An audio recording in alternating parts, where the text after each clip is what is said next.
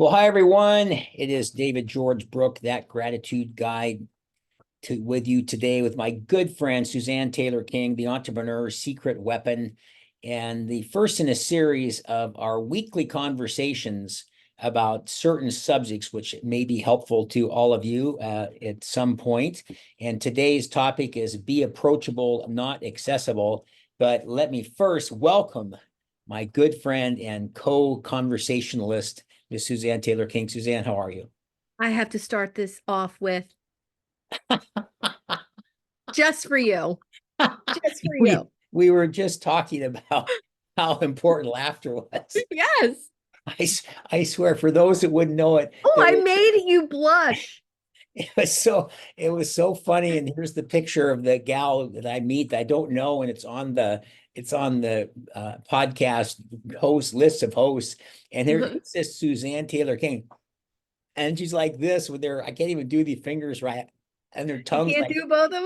Yeah, and I'm so jealous with a short tongue. And she's like, I got like Gene Simmons's tongue. And it's out to here. And I'm going, who is that gal? Little did I know that Yeah. we would become such close confidants. So, but Yes. before we go any further, but explain, some people know who I am as that gratitude guy. I also promote gratitude any way I can. Gratitude speaking, coaching, workshops, books, journals, that type of thing. That's what keeps me very busy and very much involved with helping people to show them how gratitude can impact their life. And in fact, gratitude turns what you haven't to enough is kind of my thought. So the entrepreneur's secret weapon, talk about that a little bit, Suzanne, before we get into today's topic. Well, after being an entrepreneur for 35 years or more, I've really discovered that the true path to success as a business owner lies in being that best version of yourself. And typically that looks like improving your person so that your business can grow. And I recently decided to really focus in on that message because I think today is more important than ever. Good point. Good point. And speaking of today, our topic for today, one that you selected, which I really like, we'll have a topic every week. Yeah. Suzanne and I always get into these great conversations. We thought it might be fun to have people sit in on them and maybe get a few nuggets here and there, possibly. But be approachable, not accessible. So talk about that, Suzanne, because I think that's really it's just really powerful. And let's go into a little bit more depth on that about what it really means. Well, it originally got put into my head from my mentor, Mary. And, she's been a very, very successful coach for over 25 years. And she's now 80 years old and really sharing her wisdom with me. And, I was kind of, I won't say complaining, but I was saying, I just feel like my week is so not productive the way it needs to be. And she said, why? And I said, well, I'm constantly having meaningless, meetings, and people want to talk to me. People want to pick my brain. People want to, just have coffee with me and get to know STK. And I don't know what to do about that. She said, you need to understand you're warm, you're caring, you're a compassionate person, which means if you don't reel in your calendar, you're going to get taken advantage of.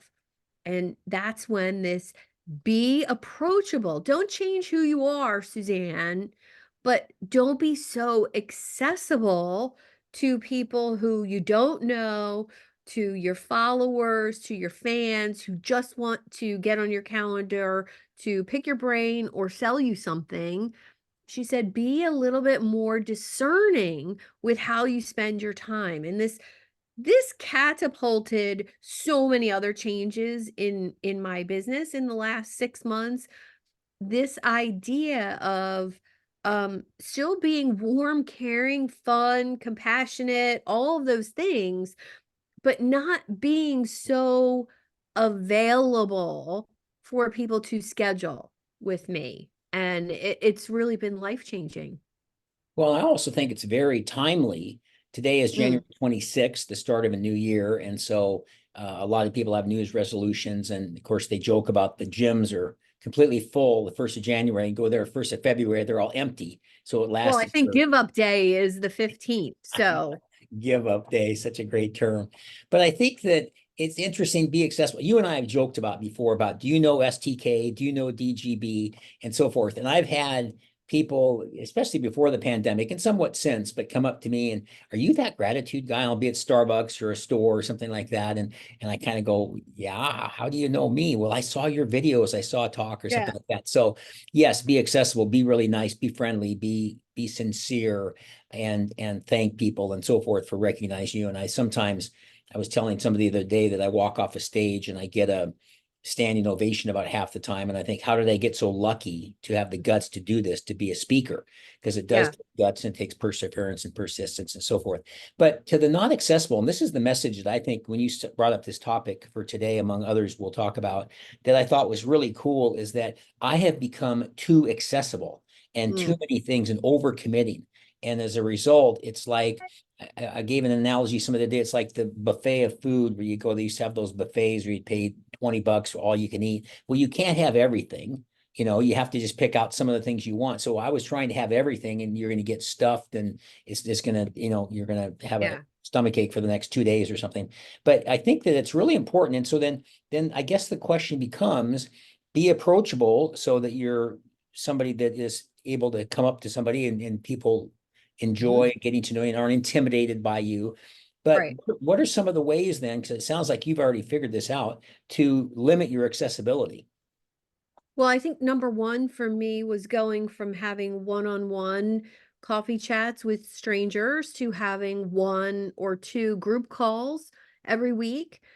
And that just looks like on my calendar, if a total stranger wants to meet me, then they would come to that group call. And there's anywhere from 4 to 15 people on that call.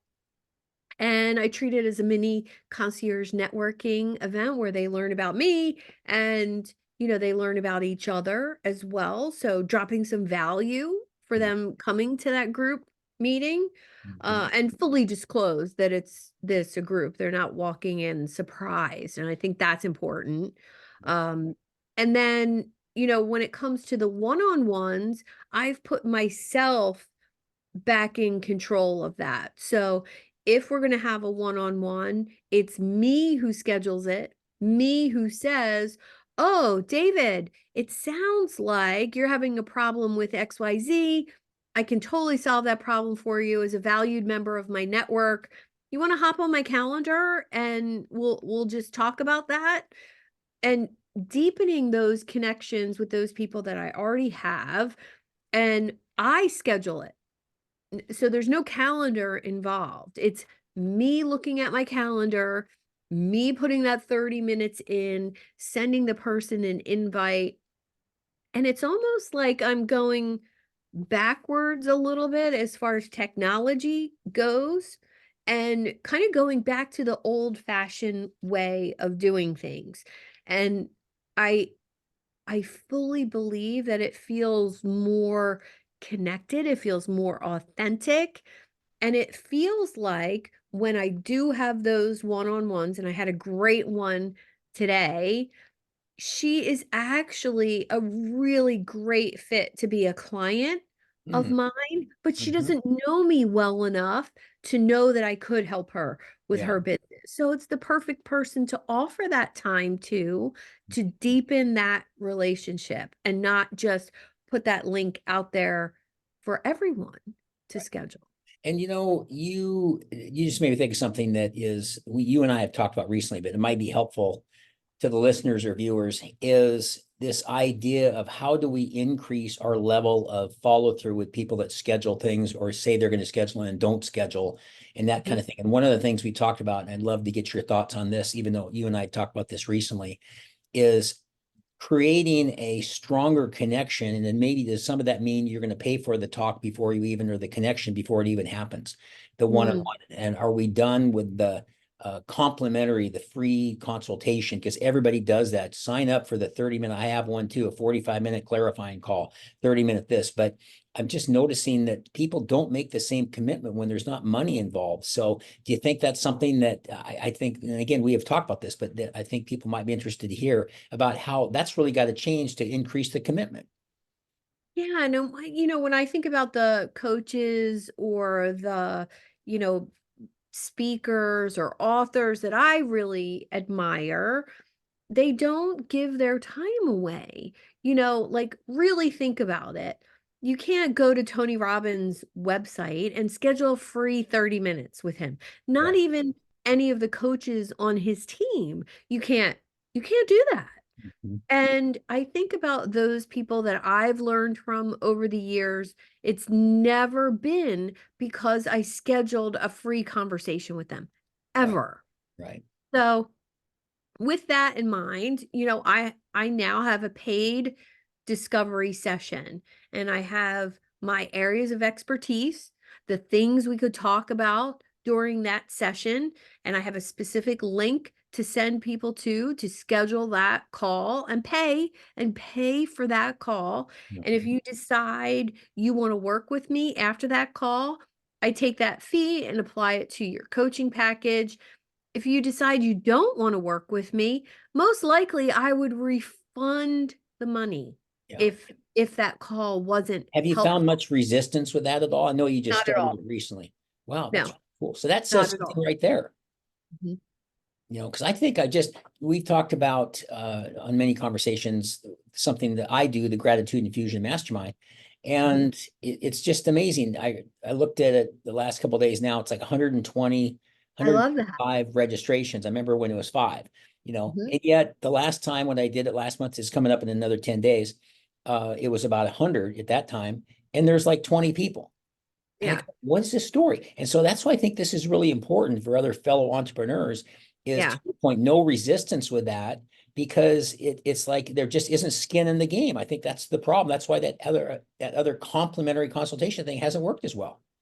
Yeah, I still have two two attractor events, I call them, every month. I have coach conversations, which I have a speaker who's relevant for coaches, and I have an email list of, 2,000 coaches that I invite, and my registration list is up over 400 people for that call. Well, And I typically get 30 or 40 people on the call. So, I think it depends on the topic and the speaker, but it's also, people are really distracted right now. Um, and that's nothing new, but I think so many people are doing events, so many people are having free calls that you really have to cut through the noise. You have to have relationships with those people. So my coaches that show up every month are the coaches that I have relationships with. They know me, they like me, they trust me, and they believe the stuff I say. yeah. So it's not like I'm just picking up random strangers and inviting them to an event.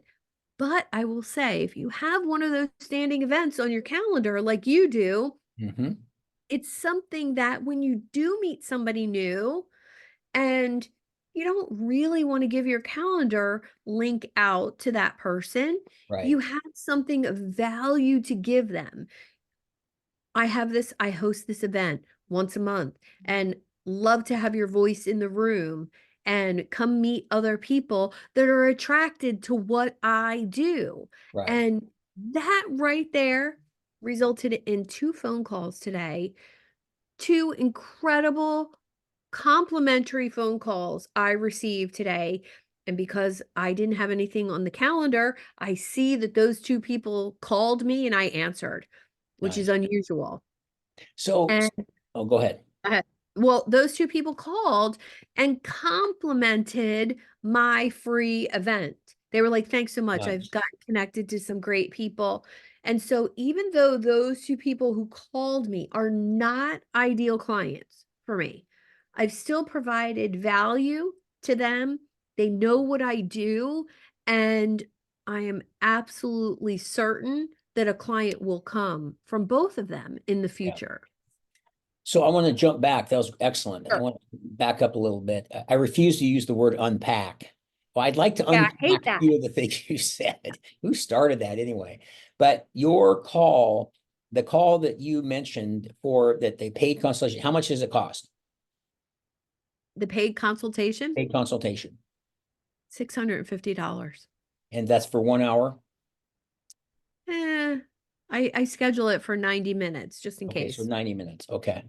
Because I just, it reminds me, and I know I've told this before, but again, for the benefit of the listeners and viewers, I ran a fancy bridal boutique, and this just always blew me away. And it was, and I know I've told you a story before, but it's worth repeating. And anywhere 8, 10, 12, $15,000 for a wedding dress or Oh, formal. I know. I've bought 3 of them. Yeah, so formal attire for some big fancy ball or whatever. But Mhm. anyway, but when I took over and she brought me in to run the place, they said that they have a problem because sometimes the dresses don't get picked up. And I said, "What are your terms?" He said, "We get half down." I said, "You get half, and they don't pick them up?" And she goes, "Yeah." And I go, "Wait a minute, this Oh, dress right here, it's $10,000. They gave you 5,000. They haven't picked it up." And it's so now maybe they're never going to pick it up. So they're going to lose their 5,000. So I said, "Well, I'm the new general manager now. So I've got some new rules we're going to put into place. And one of them is we're going to have everything 100% paid for up front. The only question isn't going to be, do you want to put half down? It's going to be, do you want to do Visa or MasterCard? That's the only mhm. question you have. And it's $10,000, or it could be American Express. So then we started charging full for all the dresses. Every one of them got picked up. Yep. And so you think, well, wait, they lost 5,000. Well, apparently they can lose 5,000, but not 10,000, and whatever. So I think that concept back to, and so that's where I'm wondering too. Now, do you have sort of a price feeling for, I think of the 30-minute consultation call, the 45-minute consultation call. Do you have any thoughts around that as far as you mentioned the 650 on this? I'm thinking more of an exploratory thing, like Yeah, I think a hundred $59 dollars, or a hundred $99 dollars. or something. Yeah, $100 is, That's a the good one. I, I think that's the minimum that I would go Okay, to reserve 30 minutes and totally refundable when you show up for the call. right. Because I can't tell you how many times, and it happened once this month, where I gave a free call to someone because they were introduced to me. Mhm. Damn it if they didn't show up. Mm, And I thought, I broke my own rule by not requiring a deposit, not right, requiring that $100 for the 30-minute call because she was introduced to me from a valued person. right. Now, listen, stuff happens, right? Stuff happens that you have to cancel or you have to whatever, but not just a no show, no email, no text message, no message on social media. Like that's bad business in my Yeah. opinion.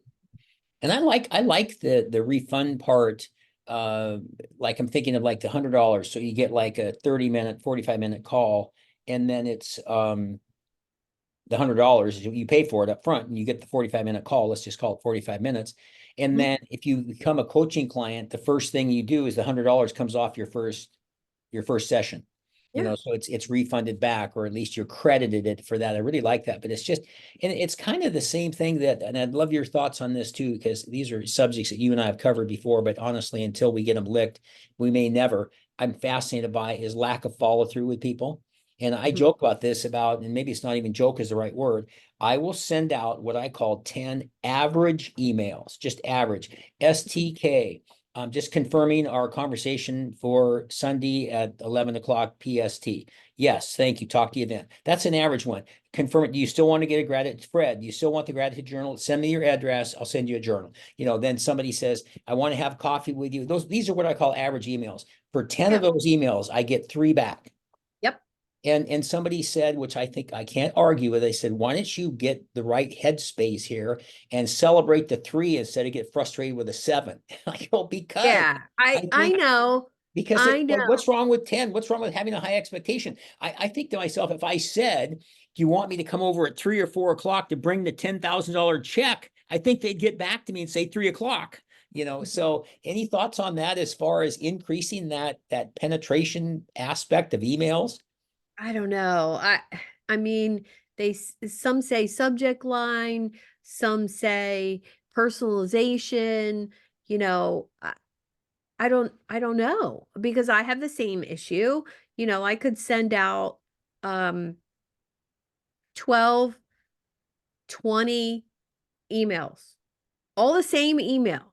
And Right. I could even I've tested this a lot.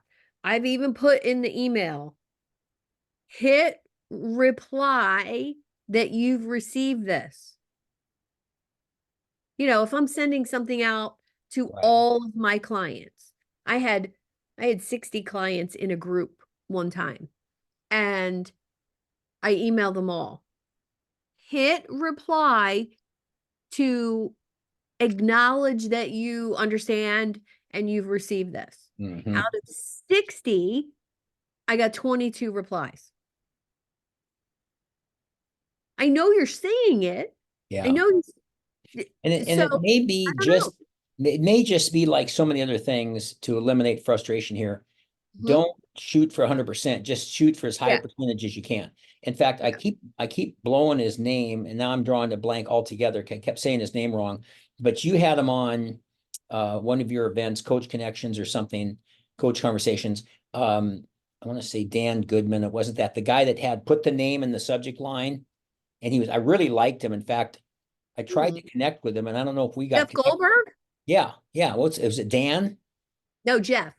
Jeff. Yeah, that's who it was. Yeah, Jeff Goldberg. Yeah. And I just messaged you and him on LinkedIn again. Make sure that good. you guys connected. Yes, that's what it was. I got to follow up on that too. Speaking of follow up, because I did see it on LinkedIn and I wanted to talk to him because I really liked his stuff. And Yeah. that whole thing about putting the name and something, the name of the person, and it wasn't the subject, it was something else in the subject line.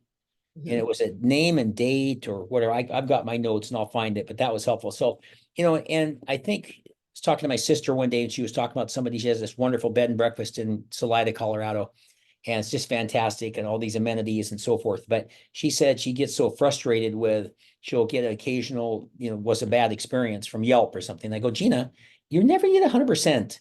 It's never Yeah. 100%.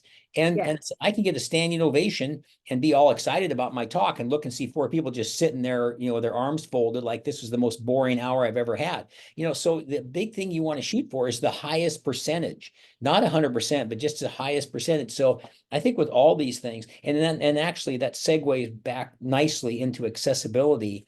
Yeah. What are the thoughts do you have about sort of a discipline time approach in terms of how many one-on-ones, how many networking calls, how many community events, or not community events, but just I always think of networking events, but just other things that we do. Any thoughts on how you try to plan your day or week now where it's a little more leaving open space, if you will? Now I think it looks totally different than 10 years ago, even 5 years ago.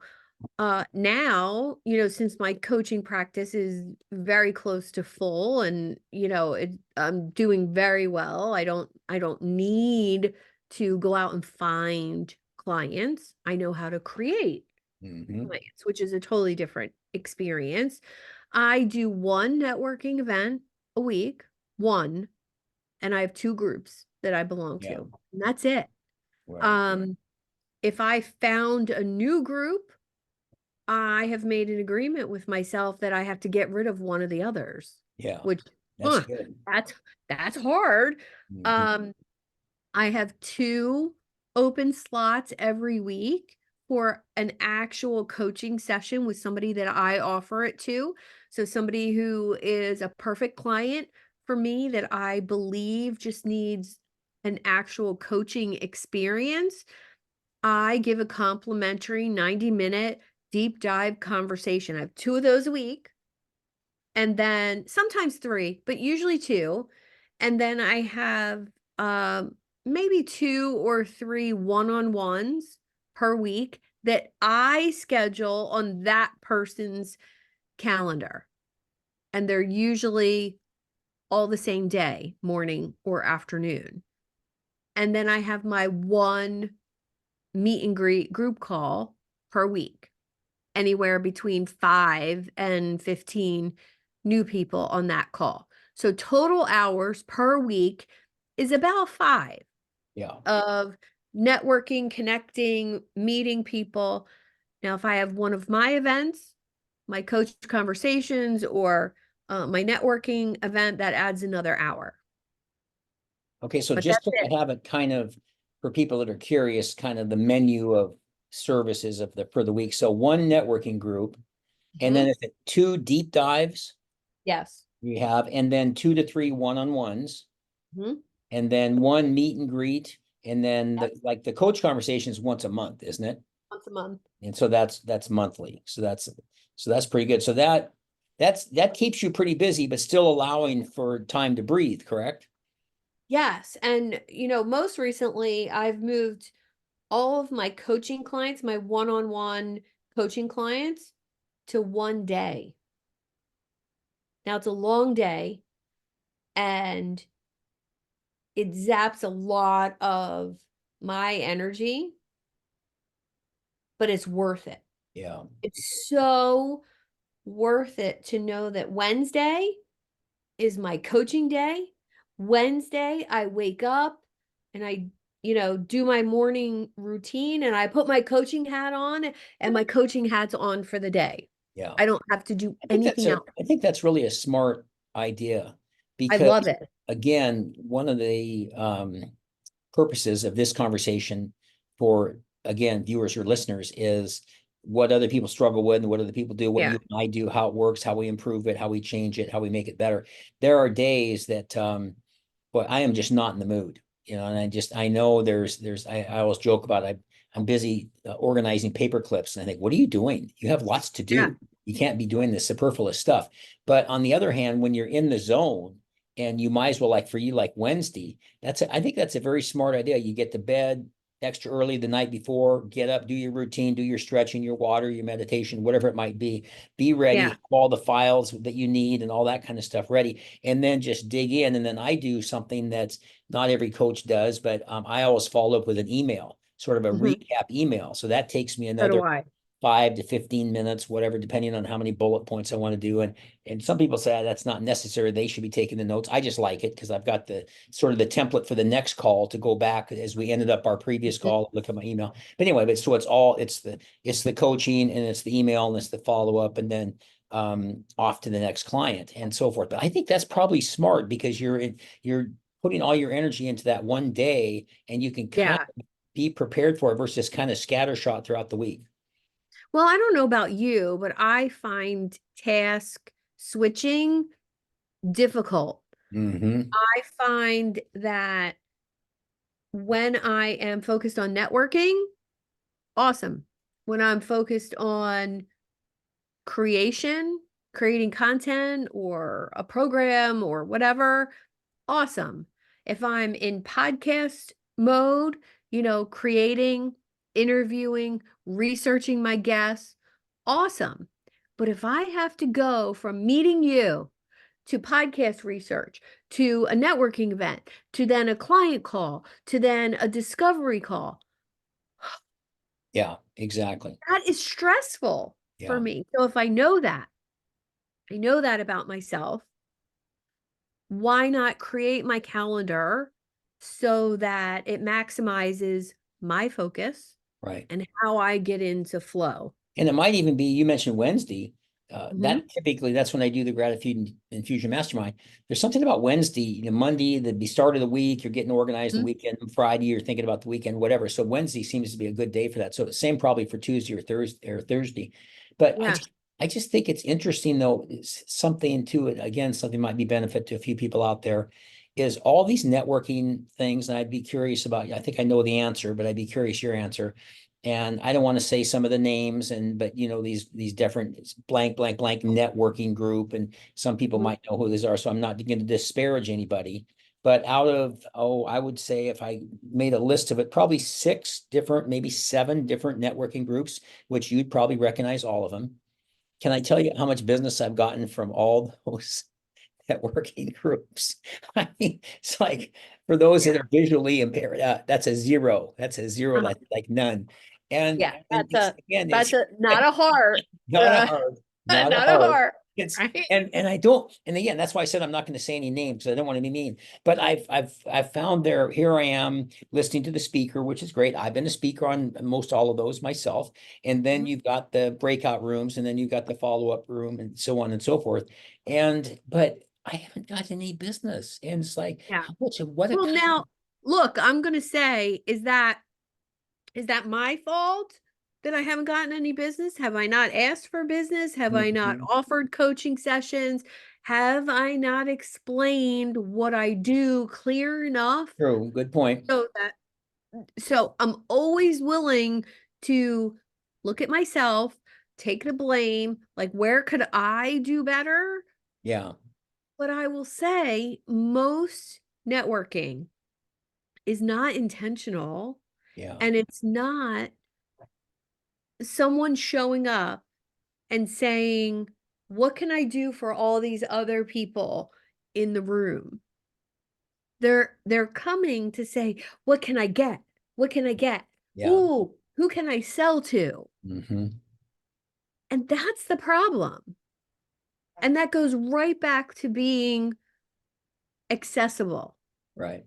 If you're a true go-giver, and I thank you to Bob Berg for teaching me what he's Yeah. taught me. I really feel like if you show up to networking and you're a giver, if you're in the right group, it results in clients. Mm, If you're in a group of people who are not go-givers, who are there to get clients, within 3 months, if you haven't gotten a client or a referral, you're not in the right room. yeah. Yeah.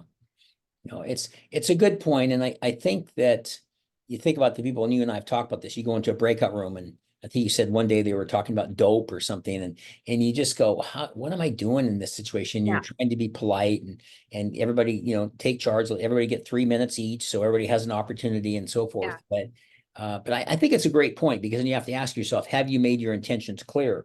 I tell Yeah. people almost every breakout room, every time I said, well, I'm a speaker. I do speaking at annual events, conventions, corporate events, anything that has a need for a keynote speaker or breakout speaker. And Mhm. I talk about gratitude. My topic is called Gratitude, Neutralizing Obstacles Through Gratitude. And I think I make it pretty clear what I do. And I just can't imagine there hasn't ever been anybody that hasn't known that their friend works for a company that's looking for a speaker right now because they have their annual meeting in 6 months or whatever. And so but that's why I want to come back to the be approachable but not accessible, is because we're still running a business here. Mhm. And I think at some point we have to really figure out that blend of, like, I think one of the things, like on coach conversations, I always get something out of that for the people that don't know. It's a monthly call where you talk about fellow coaches and different subjects and different, ways to do things, make it better, to make it more efficient, make it more fulfilling, whatever. And I always come away with a page full of notes. And so something like that's very valuable to me to make my Thank coaching you. business improve. You're welcome. That's how I feel about the Gratitude Infusion Mastermind Oh, too. thank you. Thank I you. feel like when I show up there, not only have I met great people, Hmm. but you over deliver Oh, thank you. the impact that it has on me in my life and my coaching practice. Hmm. And I think, well, one, you are approachable, right? I'm coming to your event, Right. and that's how I want people to feel that come to my events. Right. And that's how anybody should want their people to feel.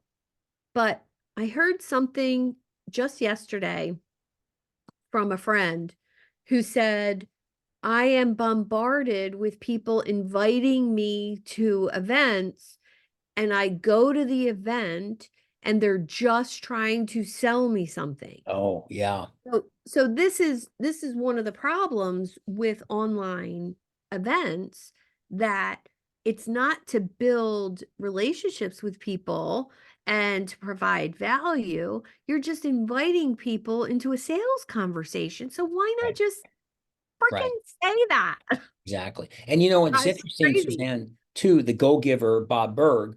Mhm. I think he may be from Seattle for all I know. I have a I'm feeling. not sure, I actually. want to say he's possibly from the Northwest, but anyway, but here's a good example when you pay attention to people and how we give value. And I think again about coaches conversations, and then you mentioned Gratitude Infusion Mastermind. A certain individual we were just talking about who will remain nameless made a comment to me, don't get into all the logistics and all the window dressing, just dive right into the content and then do the advertisement, so to speak. And it was a very good point. Do the advertisement at the midway point. So Yeah. what I did is the last one, and I'll do it again here in a couple of weeks, is okay, it's the top of the hour. Let's get started. What I want to talk about today is gratitude's impact on your physical health and why this is so important. And let me go in and do the teaching for the half hour, and then get the people in there. If they're late, he's already teaching. He's not talking about here's the link to sign up, and it's the first Wednesday Yeah. of every month, and so on. And then do the half hour of teaching. Then do the advertisement. And if you'd like to invite a friend, here's the link and so forth. You can get my gratitude journal, so on and so forth. And then the breakout room for the 15 minutes. And then the thing to wrap it up at the end. So that was actually, I got to give him credit. That was very helpful because Oh, I yeah. was spending 5 or 6 minutes doing the advertisement at the beginning. And Yeah, then no. there's no sense of urgency for people want to get there on time because he's already teaching. Man, I already missed something here and that kind Yeah. of thing. But I think the other thing that makes it really powerful, and I will give credit to certain networking groups for this, and this is what I wanted to model mine after, thanks to you who cajoled me and prodded me into doing it. And then I finally said, Twisted your arm and I said, "You're gonna finally do did it this." back in, I think it was May, which means it was probably the previous May you started talking about it. So it only took Probably. probably a year to get, well, I think I'm Hey, going to do my listen, grad. listen, if if I have it named and it's called an attractor event, and Mhm. if I have it named and the process down and the steps down, that every single one of my friends and clients is getting pushed to do it because it's working for me, Yeah, exactly. right?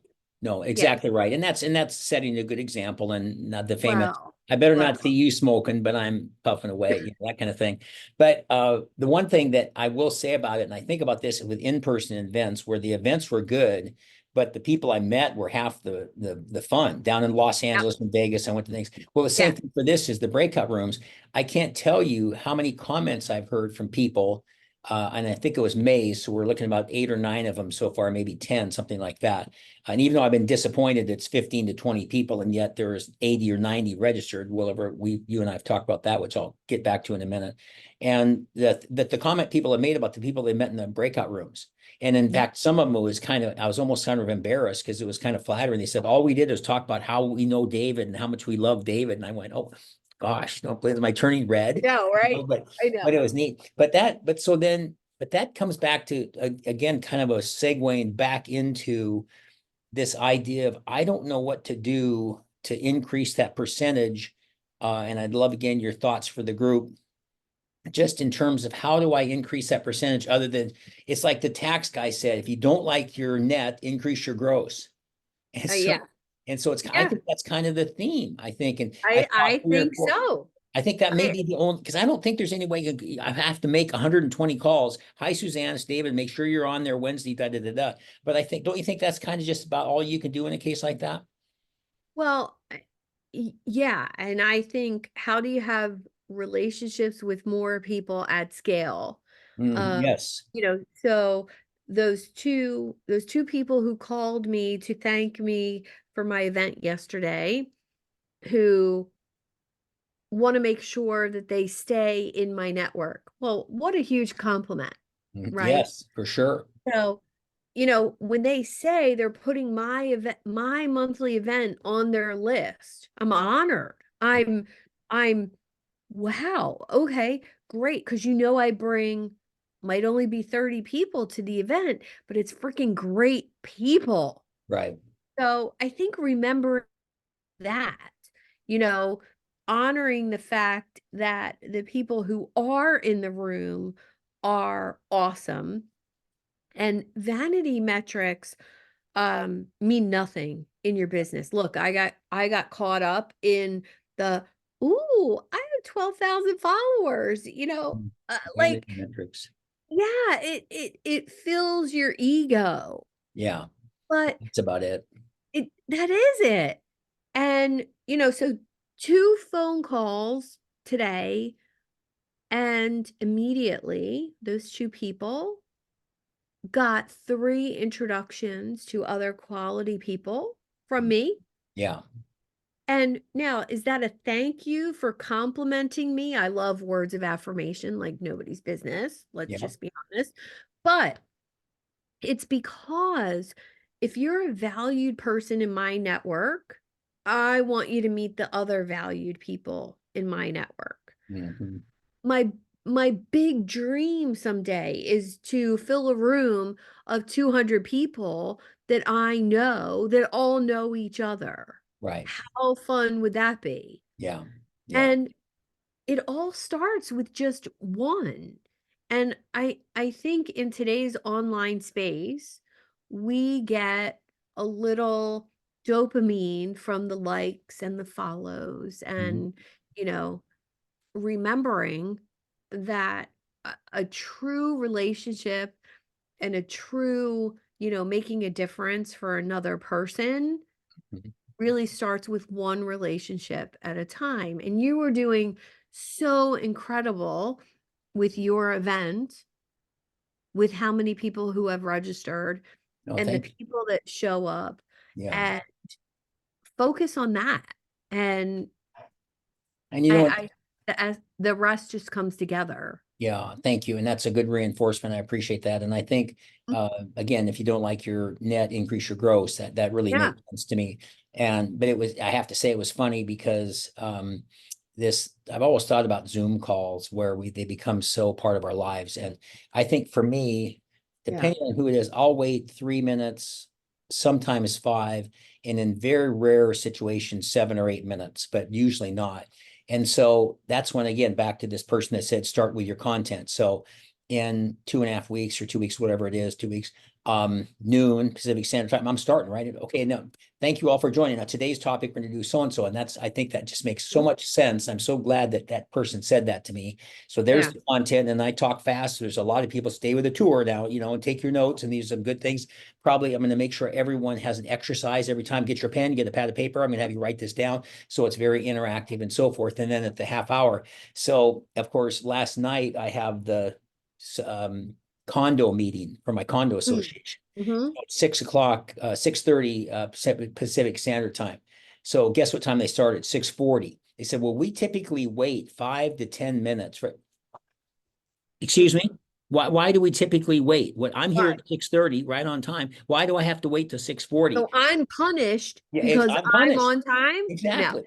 Exactly. So, No. so it's interesting, but I think a lot of this, I keep coming back to when you mentioned the topic for our first talk, be approachable, not accessible. So much of all of this comes back to just this whole umbrella called human nature. It's just, Well, we have to take that. I took a couple notes for tonight, and I think that human nature is one thing, but do you want the humans who don't have boundaries, who don't have standards, who don't have requirements for themselves, do you want them in your circle? right, No. right, No. So if the answer is no, like truly, do you want to be kept waiting? right. Do you want to operate with low vibrational people who don't think of you and introduce you to other people? Do you want to hang out with people who just want to sell you something? Mhm. Then fine, there's a place for you. Yeah, yeah, It's just not around me. yeah, Like, no thanks. I yeah. don't want that. Yeah, I remember it's a great reminder. I forget what it was when I was a buyer for Nordstrom and before I was a store manager, and you went through the chain, went through the different levels of jobs and selling Mhm. suits and then department manager and then small department, big department buyer, blah, blah, blah. And I remember somebody saying, so to your point, they said, well, why don't we do those polyester slacks? They said to one of the merchandisers, and the merchandiser looked at me and said, that just doesn't quite fit into our scheme of things. Ooh. And nice way to Were say they were they Sansa belt it was slacks? something like Sandsbell. And But I never forgot that. It was such a great way to say, instead of saying you idiot, you're not the kind of person we're looking for. They said it just doesn't quite fit into our scheme of things. And I thought that Yeah. was so pleasant because not everybody's going to get it. Not everybody's going to know what it's like to go to a 5-star restaurant. Right. To some people, a trip to Burger King is top of the line or whatever might be, which is fine. Nothing against that. It's just there's just different levels for different things. And so what kind of person do you want to attract? And to your point, and I'm coming full circle back to that, I want to attract the kind of person that likes to be on time, that likes to be accountable, that likes to follow through, that likes to listen, that can actually listen and then not Mhm. just, talk the whole time and so forth. I had another call, I'll tell you more about later, probably on Sunday, but yesterday, and a situation from a person I knew many, many years ago. And it was nice. It was nice to connect with this person. But at the end of this hour, I realized I had talked maybe 5 minutes, and that was it. And Well, and I, yeah, like you and I fight to talk. Like we're like, oh no, it's my turn. It's my turn. It's my but I turn. thought it's just, and no disrespect to this individual, or Right. anybody else, but it's just so common.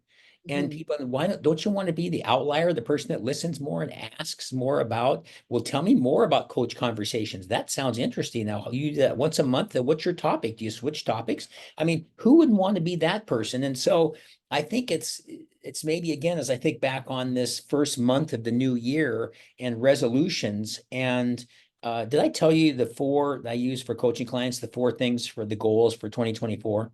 No. I don't know if I did. Very simple. I did something different in the past where had two coaching clients yesterday and then one the day before. So it's been kind of a busy week, and a lot of them have to do with New Year's resolutions. And so the first, we're now in January. So I'm doing it by quarters. So there's 4 quarters. So the first one's January, February, March. Number one, nothing complex, extremely simple. Number one personal goal. That's all I want to know. Write it down. A couple of them were weight, a couple of them were the gym, different things like this, da, da, da. Number two, one professional goal, and I want to get so many clients, da, da, da, da. Number three, what's one thing you're going to do differently? And had some great ones. One of them was spend more time with his younger daughter. He's because he Mm, was not spending enough. I mean, that was really cool. And then number four, what's one thing you're going to clean up? mm, And I would give them all sorts of opportunities for files, desktop, garage, closet, clothes, whatever, client list, Outlook mailbox or whatever. But it's neat. So that's it. I mean, that's that. And then we'll look at that in the first week of April after January, right. February, March. And so, but this is a perfect time to be talking about some of this because it's the new year. And as we Yeah, said earlier, with the people that don't make it to the gym past 30 days, it's a great time to be thinking about some of these changes. it is. And I can't tell you how many people, that I've talked to who say, oh, I have, you know, meaningless meetings and I have people who schedule with me, or I'm not getting clients, or I'm struggling to meet people even. I'm Mhm. struggling to meet people, and I say, I'm going to send you this video that I recorded because I have too many people. So Yeah. just do a couple of the things I talk about in this video. But I will say, if there's something like that, then it's about you asking this very simple question that changed my life. In what capacity would you like to meet with me? Mm, mm. So I must get 40 messages a day on LinkedIn. Oh, I see you're this, and this, and we're connected to this person and this person, this person, and we should have a virtual coffee and blah, blah, blah. And I very politely send a voice message back. Thank you so much for reaching out to me. In what capacity would you like to meet with me? I like that. And the elevation of that question puts you in control of the situation. Mhm. Because then, whatever their response is, and typically the response is, oh, what do you mean? Oh, I'm sorry, let me clarify. Are you looking to hire a life and business coach? Are you looking to network with me and get connected? We have the same ideal client. Maybe we could be referral partners. Or are you looking to tell me about what you do because I'm your ideal client? Right. Right. And the answer then gears where I put that person as far as getting access to me. Exactly. And it's so important. And so few people are willing to put that boundary So in what's place. been the best and worst answer to that question when you say, in what capacity would you be wanting to meet with me? Um, oh, well, we have this marketing, blah, blah, blah. We have this lead gen, blah, blah, blah.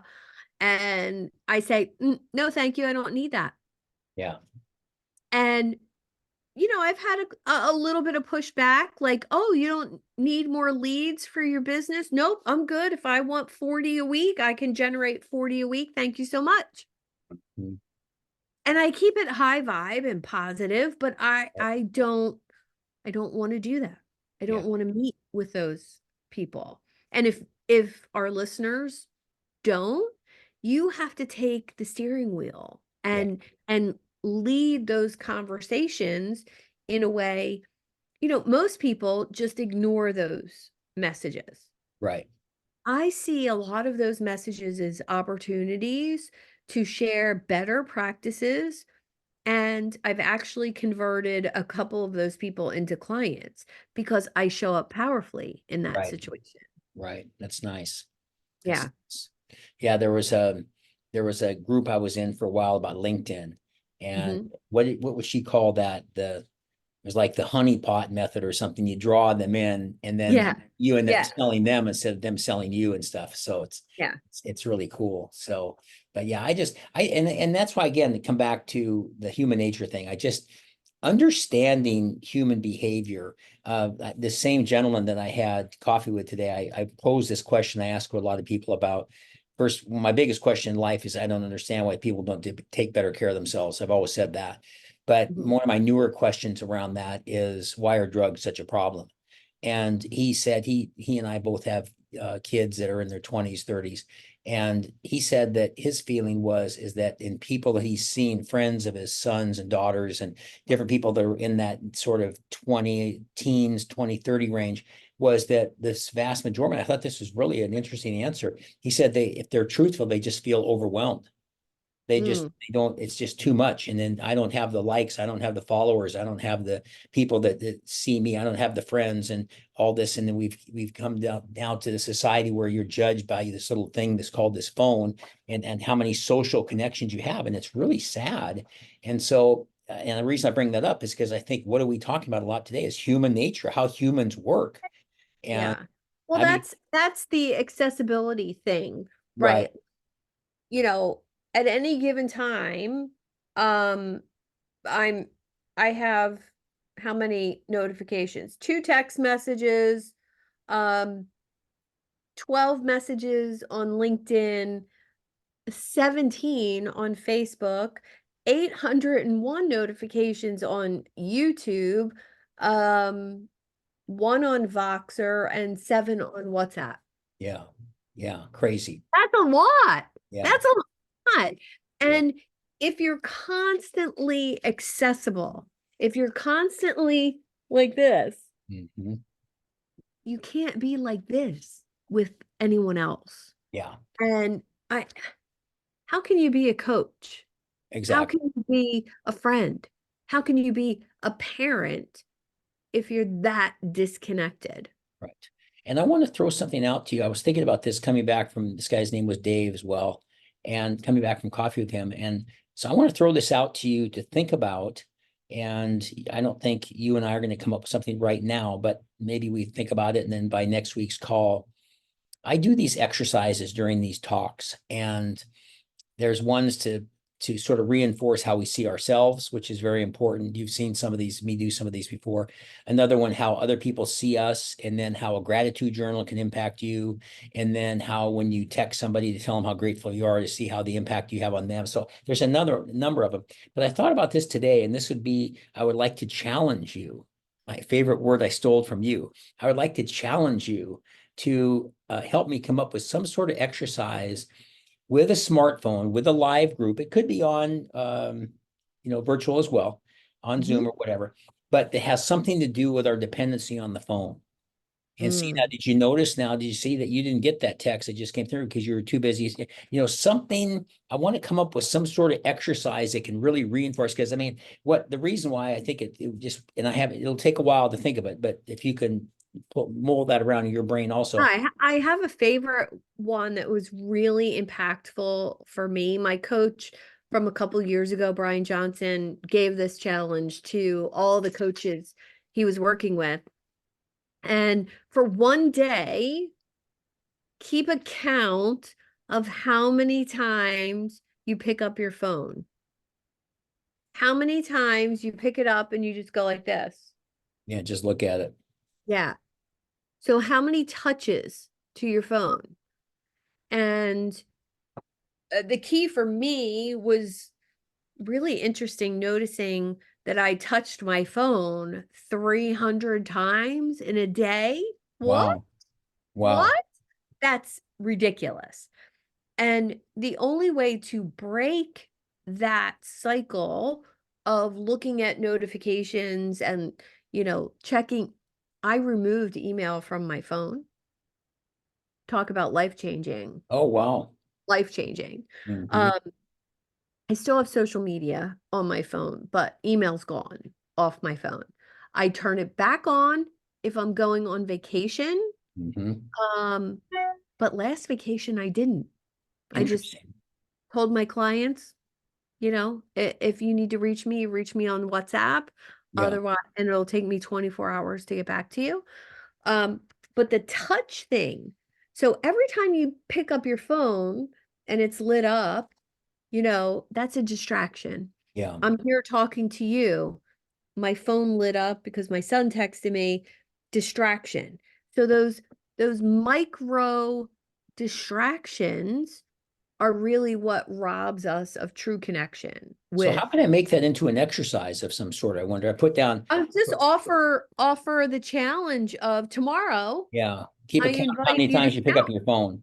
Yeah, Yeah, micro count how distraction. many times you pick up your phone. And what I like about it too is that another term, distraction, micro distraction, is dopamine hit.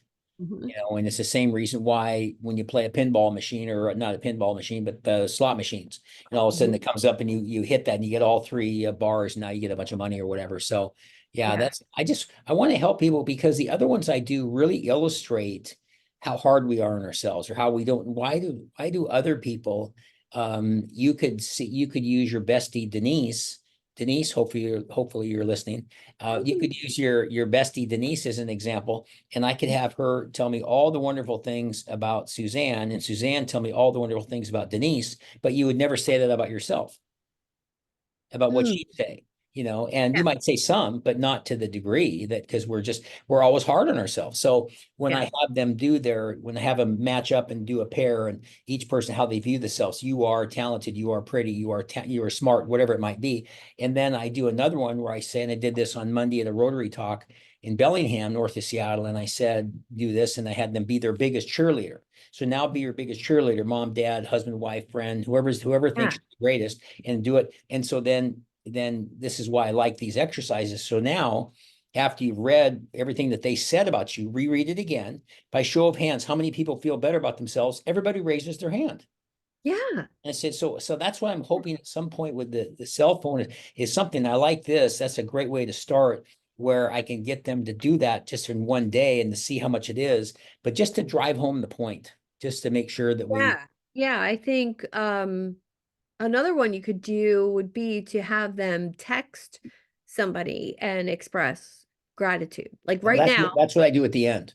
Yeah. Yeah, I that's I think that that's one is that one really impactful. that one is great too. And by the way, we're going to wrap up in just a couple minutes. But that's when I do at the very end, where I tell them about the people come to my table and show me the text they got. And you text me, Suzanne, I'm so grateful to have you as a friend. And then they show me the answers.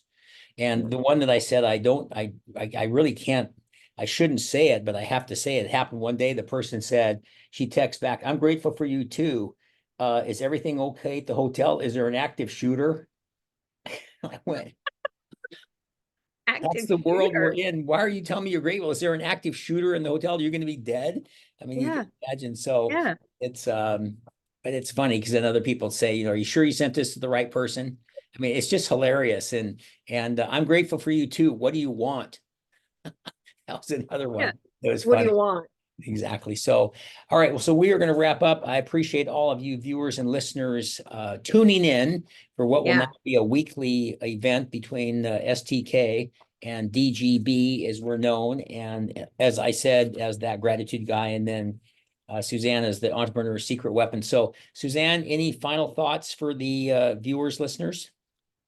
I would just say, decide where you want to be accessible to people. And if your business is not where you want it to be, income wise or client wise or selling wise, then you need to be out there meeting as many people as possible. You're going to kiss a lot of frogs. And when you are lucky enough to get to the point of having an abundance of people that want to meet with you, then you can start the selection process and the being more exclusive or the being more discerning with that whole process. But if you're just starting your business, you need to go out there and meet everyone and be accessible to everyone. And then as you grow, you can get more limited with that. Very, very well said. And as you were saying that, I was thinking of another A word, be approachable, not accessible, but be authentic. And it's Yeah. important. I preach and teach and cajole and talk and do workshops on gratitude. And gratitude is all about framing your life with one that focuses on your blessings and abundance. And just be grateful for what you have and don't worry about what you don't have. And gratitude turns what you have into enough, I say all the time. And so it's so important. Frame your life with gratitude. And then again, to second what you said, Suzanne, be accessible in the early stages, get out there, meet and connect with as many people as you can. Yeah, try to, critique them if you will. Some are a better fit than others, but do that. And as you grow your business and grow your connections, it'll really pay off. So thank Yeah. you all for listening. Oh, go ahead. It's all a learning process, I was going to Yes, it say. is all a learning process. So thank you all for tuning in, and we'll see you all next week. Take care.